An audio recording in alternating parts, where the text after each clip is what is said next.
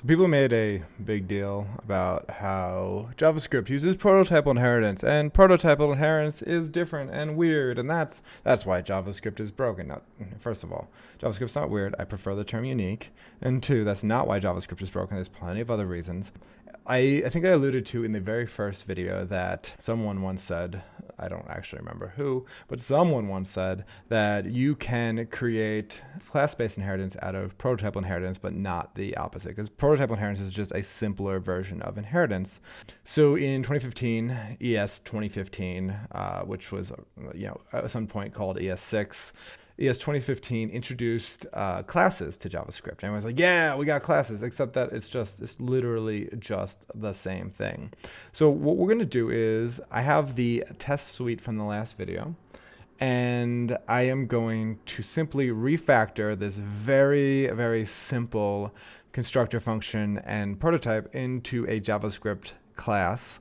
And then we're going to see that all of the tests still pass because it's exactly the same stuff under the hood. Classes in JavaScript are just a syntactic sugar for the stuff that we have been talking about for this entire series. So let's begin by refactoring this. And then we're going to add a few more tests that prove that this is all basically the same stuff under the hood and there's absolutely no difference. Okay, so I will start out by saying class Koopa Troopa, and this is, the linter's gonna get angry at me for a second, but it's fine, everything's fine. And so classes have a method on them that is called constructor. And constructor is basically going to be the same thing as our constructor function that we saw earlier. And so we can take that, and then you can define additional methods which are pretty much the same as this. So I'll grab this as well. And we will paste that in and just a little bit of refactoring there. And you can see that all of my tests still pass in the exact same way. In fact, let's also let's write some additional tests just to prove that like nothing has actually changed. So for instance, in the previous version, we saw that we had koopatroopa.prototype.fullname. And I can prove to you that that still exists. So I can say it has a, let's assume that it still has a, like this class, which is totally different from the constructor function, has a prototype property. This is a test that we wrote in the previous video. And I'm just proving to you that it is all still true. Nothing has changed. All of our previous tests will still pass with this new implementation. So we can expect, in this case, koopatroopa.prototype to be defined, assuming I learned how to type. So that is still the case. And that full name method that I had in the class, it's just on the prototype, exactly as it was before I started the refactoring. Under the hood, nothing has changed except that I have has a prototype property with a full name property. Just does not like it when I have two tests with the same name. And so now they both pass. So that is true just as it was before. And we can also say that it is a instance of a function just like that constructor function was. We want to kind of keep proving the point that nothing has changed in these two implementations. So we'll expect that Koopa Troopa to be instance of a function.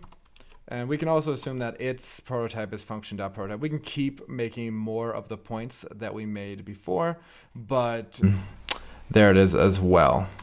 As I said earlier, there's nothing, a constructor function is just a regular function we use with the new keyword. And that, instead of calling it like a normal function, has us spit out an object that's wired up with the correct prototype chain and everything along those lines. But it can get a little tricky. If you just call it like Koopa Troopa parentheses, it's going to get called like a normal function. If you use the new keyword, it's called like a constructor. And the biggest problem here with the normal like constructor function paradigm is this is the window object if it's called like a normal function, and it is the instance of our brand new Koopa Troopa if we call it with the new keyword. So here is the version of the code that we had previously before we refactored it to classes, and we'll just kind of pop that in there. If I say Koopa equals, yeah, let's go with that. That seems helpful. Koopa Troopa, first name Beatrice, everything works as expected. But what happens if I just say, we'll say another Koopa, and we'll go ahead and we'll just say, we'll call it without the new keyword. We had a test for this before, and we saw that it gave us back undefined. But what's a little bit worse is now we have window.firstname. Oh, we didn't actually pass one in. So if I pass in, let's give another name in here. Let's go with Elijah.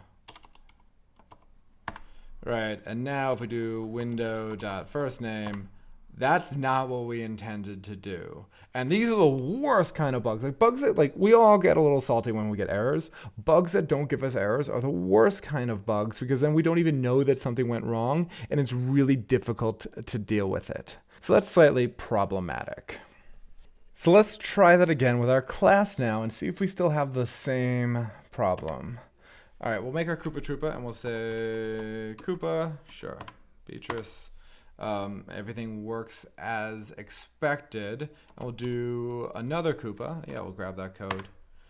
Now we got an error message, and this is better, right? Because this case we didn't accidentally put something onto the window object and get back undefined, which is just going to cause some other error later down the line. We at least got the error that explains what we did wrong, which is we omitted the new keyword. So we get this check for free if we use classes. Now we can also implement this ourselves using constructors if we wanted to. It's just we're on the hook to do it, and we don't get it for free.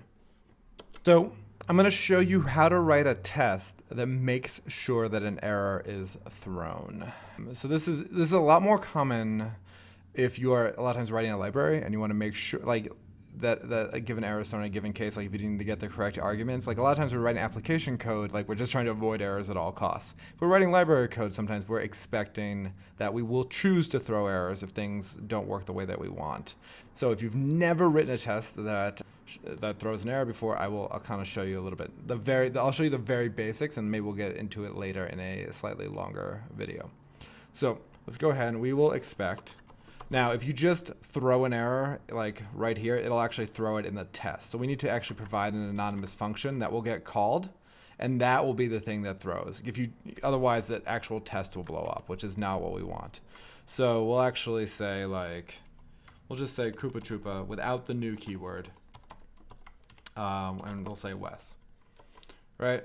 And so then we want it to throw in this case. So it should throw an error in the case that I call it without the new keyword. And you see that passes. So it'll actually invoke this function, and we're expecting that the function blows up. If the function did not blow up, then you can go ahead and get a little, then that would actually not be what we wanted, but we're expecting this to blow up without the new keyword in this case.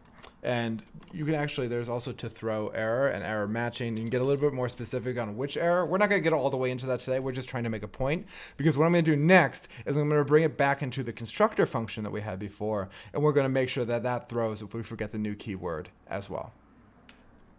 So here we have a little playground where I've got my original constructor function based Koopa Troopa. And we have a failing test because I've omitted the new keyword on line 12, which I was supposed to use. In this case, it's not throwing. It's just doing that thing where it accidentally messes with the global object and stuff along those lines, as we saw earlier in this video. What I want to do is I want to add a check. Now, what do we need to think about in order to make this happen? We know that, or I told you, that if called like a constructor function, this should be the new object that we're creating. We also know that the object that we're creating should be an instance of Koopa Troopa or inherit from Koopa Troopa.prototype. We're going to go with the first one in this case, which is we can assume that this, the one that we're creating, is actually an instance of Koopa Troopa. And if it's not, if it's the window or anything that is not Koopa Troopa, then we have a problem. So we could say if it's not the case, so exclamation point or bang. If not, we're going to need some parentheses here because we have to write an expression. If not, if this is not an instance of Koopa Troopa, right? The actual like constructor function that we're calling. If this is not an instance of that, then go ahead and throw a type error. And I'm actually going to just steal the one from, I'll actually have to use double quotes. I'm going to steal the one that I grabbed from the console earlier with the class. And we can assume that in this case, don't go ahead, don't do anything else, like literally throw with that same error. So if we put this line, and you might want to pull it out into its own function or something along those lines, you can do kind of a check. Hey, is this being called with the new keyword? If not, blow up. Don't actually do any of those problems, and we can actually port that backwards. Now, classes are great, and a lot of times you might want to just write classes. I'm not trying to advocate for why you might always want to write the constructor function. I'm just showing you that this is all the same basic concepts under the hood, and so now we know how it actually works. All right, so what did we cover today? We covered that classes are just syntactic sugar over regular prototypal inheritance stuff. We learned that not using the new keyword with constructor functions can be bad and lead to unintended consequences that we didn't really expect.